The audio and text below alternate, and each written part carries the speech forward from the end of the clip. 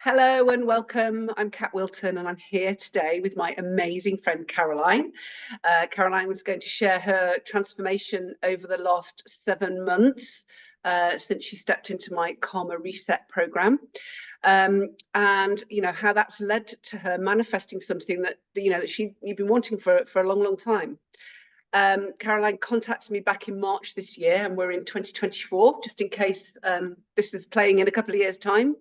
And you wanted to talk to me. I just launched, hadn't I, on Facebook, my this new method that I was offering, the Karma Reset method, and I was talking in that about my manifesting journey and how I was kind of getting sucked into these cycles of doing all the techniques, doing all the things to manifest, and it not happening and me burning out. So can you believe it's back March, middle of March it was when you contacted me? No, that's just bonkers. That just seems weird. So that is absolutely. Yeah, I know when I contacted you, when I saw your post, I just knew I had to do it. Yeah. There wasn't any ifs or buts. There wasn't anything. Nothing was going to stop me. And it was really strange because it was that strong. Well, I are was going to do surprised as this. well. Well, you were trying to talk to me and explain the program to me, and I was just like, no, I'm not interested in that. Just when can I start? And that was it. Your face was a bit, well, okay, okay, she's going to do this, and it was no, just that's it. I'm doing that it. call from the inside, isn't it? There was something inside of you telling you, in the same way it was for me when I stepped into my program as well. It's made me realize that all the other things that I'd done, I never had the pull that I had in doing your program. Yeah. And that's not to say that I hadn't had the intentions, the efforts with everything else I'd done, but I just hit that point where I thought, yeah, this is resonating. I've got to do it. Yeah, because you tried lots of other things like me, hadn't you? You've done all the affirmations and the journaling and the positive thinking and all of that stuff. Yeah, I think I just hit a crisis point. I'd lost my mum. My mum had dementia, and I just hit this place in life where I just thought, this cannot be it. I've got to change something, but I don't know how to. Yeah. And like you said, I'd done all the manifesting things, and I couldn't help but I just had this feeling that there was something that was blocking me that wasn't me. It felt like it was something external that was blocking me, and because everything that I did, there were certain times I just felt like something was blocking me, and I just knew that I had to shift something, but I didn't know how, or even what it was. No, or even what it was. I used to say to one of my friends, we used to go about going to Glastonbury, and I had a real thing in my head about going and doing a past life regression because I really felt that it wasn't something in this life, that it was something else. So that had been there, that had been floating about for a while in my head. Yeah. And all of those other things, all those other courses and things that you did, and were you like me in that you did all of these things and they didn't work out for you, and you kind of felt like a bit of a failure, like you just kind of like, what's wrong with me? I can't get this right. Other people do it. Yeah, I think each thing that I did where what I was trying to manifest didn't manifest, or actually I didn't feel any better. I didn't feel any different. And that for me just it consolidated the fact that I was, I just can't. It was another thing for me to feel useless about. Yeah, because that was a big thing for you, wasn't it? You had a lot of chit chat going on in your head, telling you how useless you were, how everything was your fault, and yeah. And so for me, each thing that I did, in some respects, it made it worse, because each time I had that failure, that knockback, it was just another thing. fueled the fire. Which is why I kept thinking this. There was just something deep inside of me that thought part of this isn't mine. And I just didn't know what it was. And and it's you should really give yourself a pat on the back, because it's very easy to give up and not bother, but you kept looking. You had your eyes out there, even though you weren't perhaps consciously looking for something specific when you came across my post. It was, but obviously your subconscious was out there looking, or your soul was out there looking, maybe, you know, and you didn't give up. You kept taking the next step to find whatever that missing piece was. It was the same for me. I just didn't want whatever time I had left on this planet for me to carry on the same way that I was. I just thought, Yeah. I don't want that. I just don't want this, but I don't know what to do. Yeah. Like I said, until your program came along. Yeah.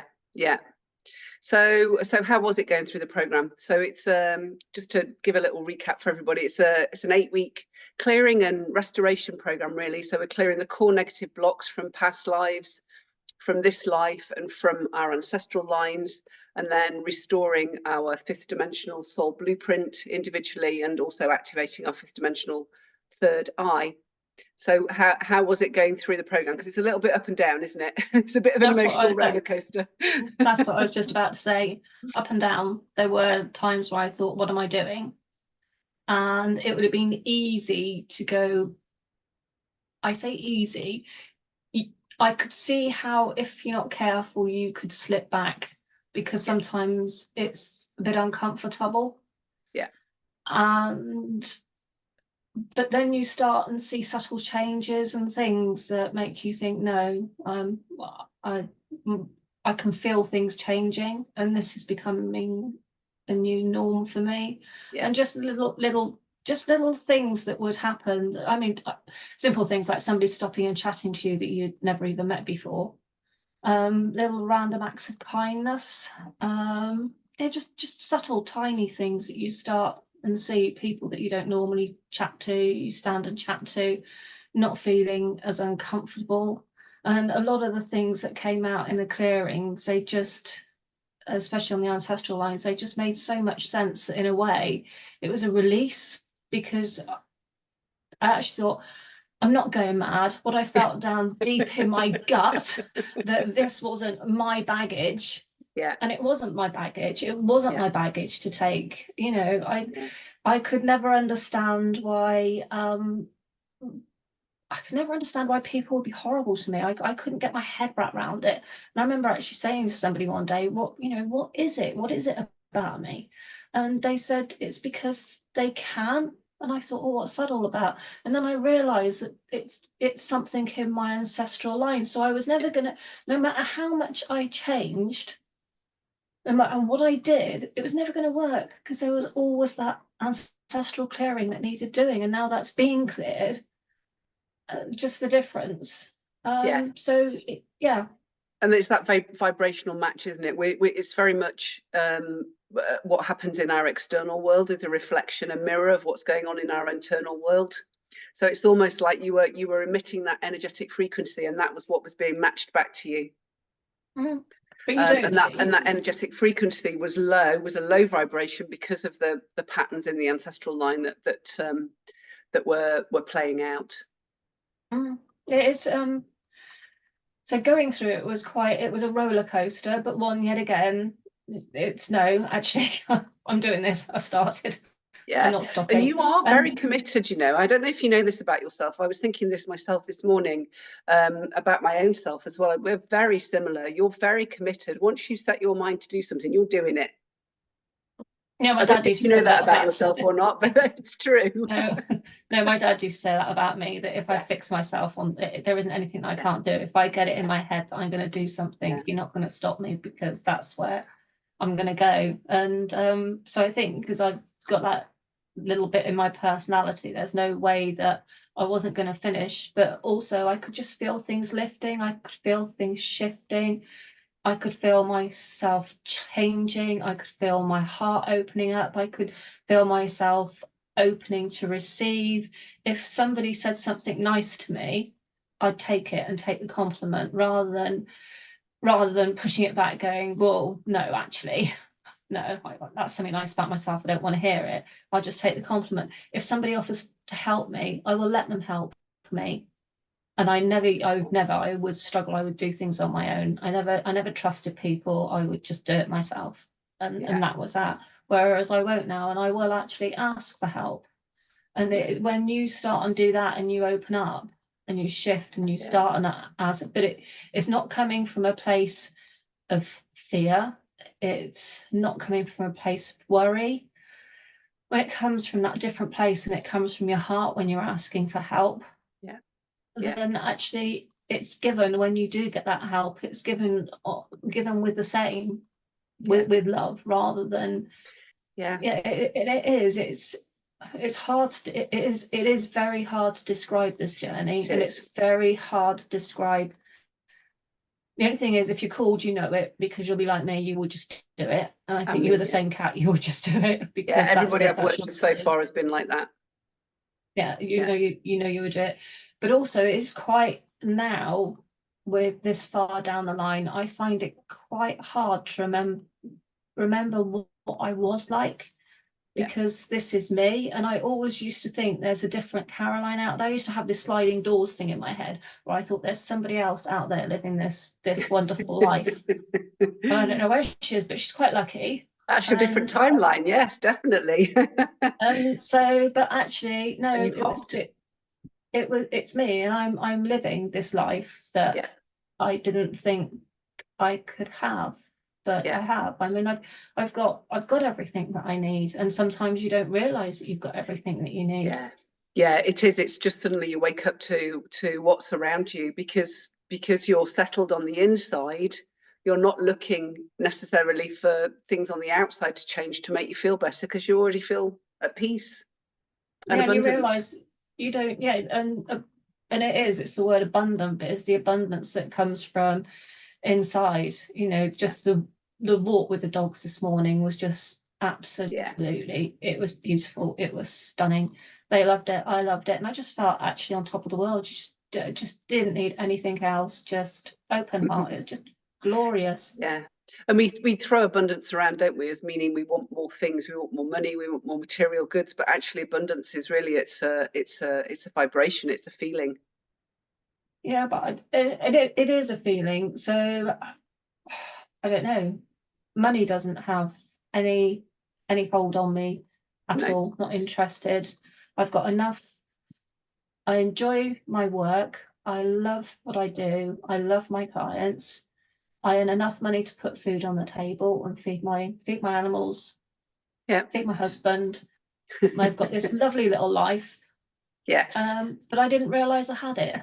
Yes, no, I know exactly what you mean. And just to go back to, you love your job, you love your clients. You didn't love your job and your clients in the same way 6 months ago, but because of how you were feeling. But now it's like, wow, it's amazing. They're lovely. I'm so lucky but because I've opened up to them, I'm a very different person working for them. Very different person. You are I can see it on your face. You're just so much more open. I mean, the fact that you are here on camera is that's not something that would have happened 6 months ago. No. In fact, the whole time that we were doing our support calls, they were all just voice calls. You didn't want to go on camera at all. No, I never. Oh, yeah, no, that wouldn't happen. No, that wouldn't happen, Kat. Here you are. I don't know. It does change your life, and it's hard to describe. I wish I could describe it, but it's something you've got to do, and something that you've got to feel. Yeah, absolutely. It's definitely an experience. It's something to experience, and you're describing it beautifully. You really are. It's just everyone has their, are going to have their own way of describing it, and it's good for somebody to hear. It's good for everybody to hear, not just from me. So one of the things that you had been wanting for the last few years was a piece of land for your horses and your animals. So, and you have just manifested said piece of land. So tell everybody how that little journey went. We'd had our horse in one place for 16 years, and we were quite happy there. And then we had to leave. The land was sold, and ever since the land had been sold, I struggled to find somewhere for the horses. I look back, and actually I kept saying to everybody, I can't find anywhere, I can't find anywhere. So what happened? I didn't find anywhere. Anyway, cut long story short, we have ended up somewhere that's lovely, not totally ideal for various different things.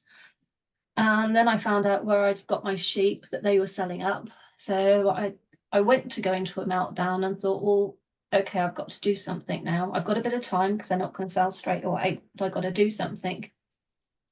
And I saw a piece of land advertised in the village, one of the villages down in our valley, and had this little chimp on my shoulder going, well, you're not going to afford that. You're not going to afford that. The land price has gone bonkers. This isn't going to happen. But there's a little tweak with the land, which would put some people off. And at the moment, it's just a great big maize field. So it needs quite a bit doing to it. Anyway, cut a long story short, I managed to sort out the finances. I had a conversation with somebody that put an idea in my head of how I could do it, how I could finance it. And it was yet again the universe going, right, okay, you think you can't, right? If you do this and you do that, yes, you can. Yeah. Yeah. So that started. Then I spoke to it was a tender, so I spoke to the estate agent, I spoke to a solicitor and started putting all these things in place. And even down to the solicitor, I phoned up 5 solicitors, and each one, they couldn't help me, or there was something or another. And then I think on the 6th one, I got put through to this lovely lady who was just, she was the one that was supposed to help me through this journey. And Chris and I put the tender together. We had to have our house valued, and even that, because I needed the money quickly because it was a tender, I needed to prove that I had the funds available. So they said that they couldn't do the valuation on the house for at least another 3 weeks. And then a day later, I got a phone call saying they can come around and value it tomorrow. So that was that. And I'm thinking, all those little synchronicities. Yeah. And I've got 4 working days to get this tender in, and I'm thinking, oh my God, in 4 working days, I've got to have this turned around so that the lady does her quick valuation on the house. The mortgage company then releases the mortgage, and I've got the offer letter there with all within 4, I've got to do this quickly. And I thought, oh my God, how quickly are they going to work? And actually the mortgage offer came through the same day that the lady came and did her valuation, because I think she literally got in the car and just did whatever she had to do. So that was it. So within a whole day, I had everything I needed, the house valued, the additional borrowing in place. So that was it.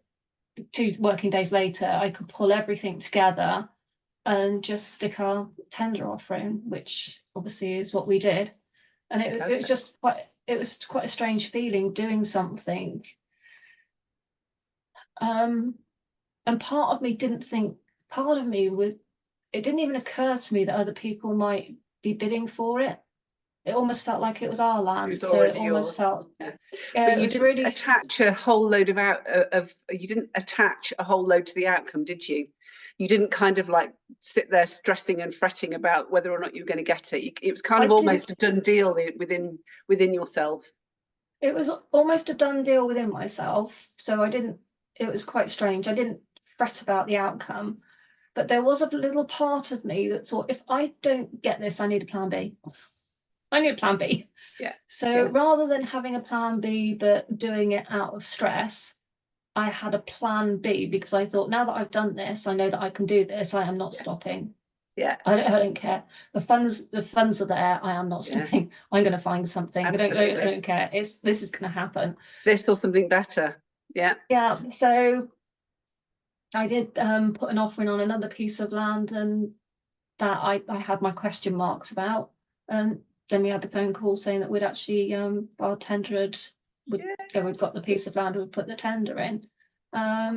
So it's just different when you do a process, but it's not done through fear or desperation. It's just a totally different intention. And when it's a totally different intention, it's almost like you're not attached to the outcome, which might be a strange thing to say. Perfect. It's perfect. It's exactly what we need to be doing, is not to be attached to the outcome. That's what pushes things further away from us, when we are attached, because we want so much, it generates scarcity. But you didn't do that because you didn't have all of that stuff in the way that you could re-trigger and But I think that's what had been happening when I was trying to find a home for the horse, and so many doors shut on me. And I think it was because I was doing it through that scarcity place, so things weren't manifesting because I was manifesting scarcity by going, I can't find anywhere, and all the doors shutting. And so when it's again, it's hard to describe until you do it. But the one thing that's made me realize is it doesn't have to be anything big, like manifesting something that you've wanted for so many years. I've wanted my own piece of land just so that we've got security, that I know that we're not going to get asked to move or someone's going to sell. It's a big deal when you've got horses, for sure. Yeah, so there's that part of it, but it can be anything. It doesn't have to be big. It can be small. Yeah. It doesn't have to be, and it's all these little things that you do, that you manifest, that happen. It just opens you up. It just opens you up to receiving, and it sounds easy, doesn't it?